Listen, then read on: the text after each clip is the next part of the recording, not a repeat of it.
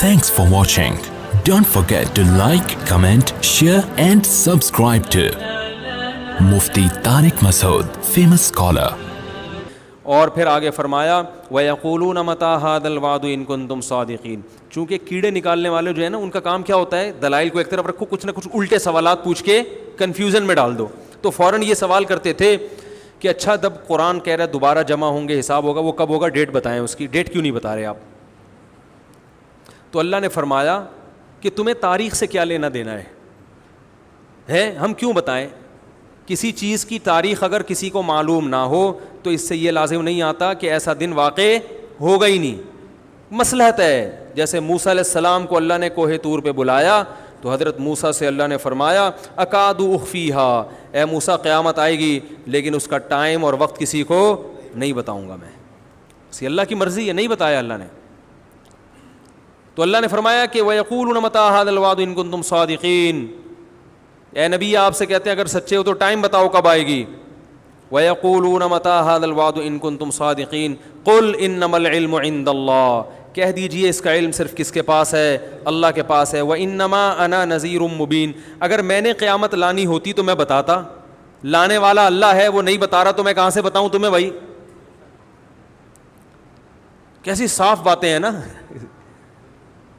اللہ نہ کرے محمد صلی اللہ علیہ وسلم جھوٹے نبی ہوتے, معاذ اللہ, تو بتا دیتے فلاں تاریخ کو آئے گی, 100 سال کے بعد آئے گی. آپ کہتے ہیں یہ جتنے لوگ ہیں 100 سال کے اندر تو میں بھی چلا جاؤں, وہ بھی چلیں گے, تو بھائی جو جھوٹا نبی ہوتا ہے کہہ رہے میری دکانداری تو چلی جائے گی نا, باقی لوگ بھاڑ میں جو مرضی کریں بھاڑ میں جائیں, مجھے اس سے کیا ہے.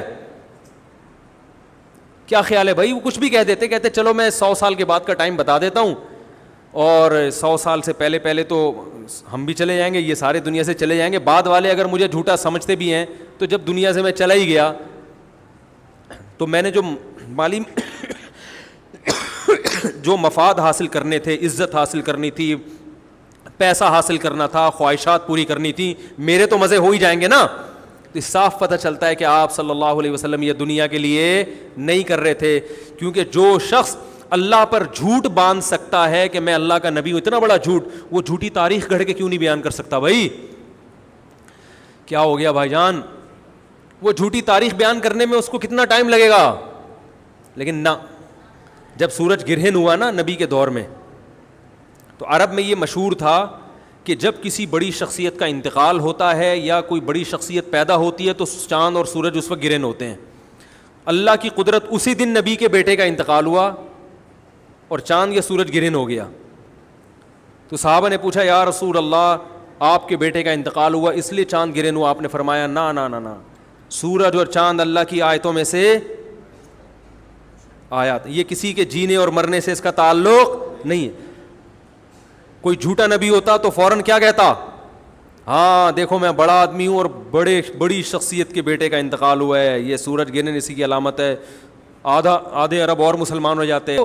جھوٹا نبی ہونا کہ فوراً ان چیزوں کو کیش کرائے گا. ہمارے نبی صلی اللہ علیہ وسلم نے کہہ دیا کہ سورج اور چاند کے گرہن ہونے کا کسی کی زندگی اور موت سے تعلق نہیں, اللہ کی نشانی ہے.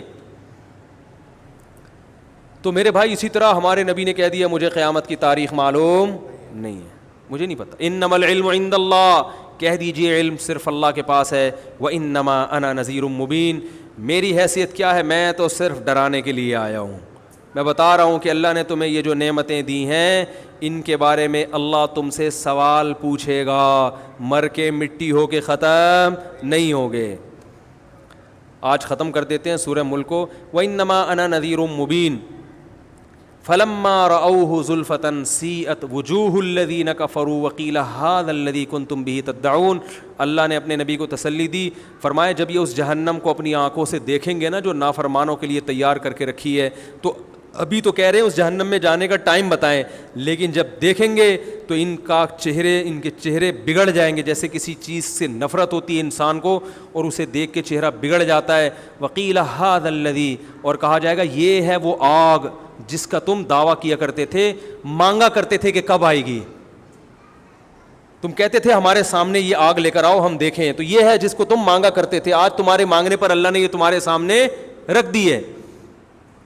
پھر اللہ نے اپنے نبی سے کہا کہ آپ ان کو آخری اعلان سنا دیں. قل ارأیتم ان اہلکنی اللہ ومن معی او رحمنا فمن یجیر الکافرین من عذاب علیم.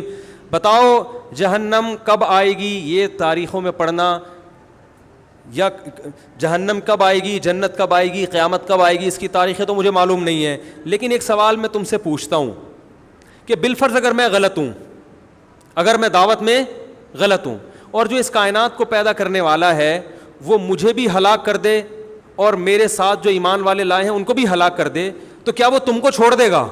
تم تو صاف انکار کر رہے ہو اس کا, تمہیں کیسے چھوڑ دے گا وہ؟ اگر میں دنیا میں ہلاک ہو بھی گیا, تمہارے قتل کرنے سے ہلاک ہو گیا, تمہارے نقصان پہنچانے سے چلا گیا, اپنی مشن میں بالفرض ناکام ہو گیا, تو تم مجھے یہ بتاؤ کہ جو رب مجھے ہلاک کر سکتا ہے وہ اپنے انکار کرنے والوں کو جو سرے سے اس کو مانتے ہی نہیں ہیں, نہ اس کے قانون کو فالو کرتے ہیں, ان کو اس اللہ کے عذاب سے کون بچائے گا؟ یہ بھی ایک سمجھانے کا انداز ہوتا ہے. اور پھر اللہ نے ایک دلیل, قل هو الرحمن آمنا به وعلیہ توکلنا, اور اے نبی ان سے کہہ دیجئے وہ اللہ صرف اللہ نہیں ہے, اس کی صفت ہے رحمت کرنے والا. تو جب وہ بغیر مستحق ہونے کے اتنی رحمت کرتا ہے, ہم اگر ان حالات میں اس کے دین پر قائم رہیں گے اور اس کے دین کی تبلیغ کرتے رہیں گے اور تمہاری ان بیہودہ سوالات کی پرواہ نہیں کریں گے, تو اور اس پر ہم ایمان بھی لائے ہیں, تو ہمیں اس رب سے بڑی امیدیں ہیں. قل هو الرحمن آمنا به وعلیہ توکلنا, اور اسی پر اعتماد کر کے ہم اسلام کو فالو کر رہے ہیں. تو ہمیں تو اپنے مشن کے صحیح ہونے پر اطمینان بھی ہے, اور جیسے بھی حالات ہمارے سامنے آ جائیں ہمیں اس پر بھی اطمینان ہے کہ وہ ہمارے حق میں بہتر ہی ہوں گے, چاہے وہ ظاہری لحاظ سے نقصان دہ کیوں نہ ہو. قل هو الرحمن آمنا به وعلیہ توکلنا فستعلمون من هو فی ضلال مبین, تمہیں عنقریب پتہ چل جائے گا کھلی ہوئی گمراہی میں کون پڑا ہوا تھا. اور پھر اللہ نے آخری آیت جو سورہ ملک کی نازل کی, اس میں اللہ نے اپنی ایک اور قدرت کو بیان کیا کہ سورت کو ختم ہوتے ہوتے ایک اور میں اپنی نشانی بیان کر دوں ان لوگوں کے لیے جو اللہ کو نہیں مانتے, یا اللہ کو مانتے ہیں مگر اس کی نہیں مانتے, یا اللہ کے ساتھ شریک کرتے ہیں. سورہ ملک میں بڑی نشانیاں بیان کی نا, آسمان کے ستاروں کا بھی تذکرہ کیا, ہواؤں میں اڑتے ہوئے پرندوں کا بھی تذکرہ کیا, زمین کے مسخر ہونے کا بھی تذکرہ کیا, بہت ساری نشانیاں بیان کی. سورت کا جو اختتام ہے ایک نشانی پر, قل ارأیتم ان اصبح ماؤکم غورا. مجھ پر لوگ اکثر یہ اعتراض کرتے ہیں عقلی باتیں بہت کرتے ہیں, عقلی باتیں. تو بھائی اسلام تو نام ہی عقل کا ہے, قرآن بار بار عقل استعمال کرنے کا حکم دے رہا ہے نا, قرآن میں عقلی دلیلیں زیادہ ہیں. بہت مشکل ہے, ابے کیا ہو گیا, بہت مشکل نہیں ہے, بہت آسان ہے سمجھانا. یہ میری تکیہ کلام بن گیا ہے نا, کیا کروں میں, مجبور ہوں. بہت آسان ہے سمجھانا, اب پھر مزہ نہیں آئے گا. تو قرآن نے عقلی دلائل بہت دی ہیں. سورج کا اختتام کس پر ہو رہا ہے؟ ایک عقلی دلیل پر, کہ عقل استعمال کرو. Thanks for watching. Don't forget to like, comment, share and subscribe to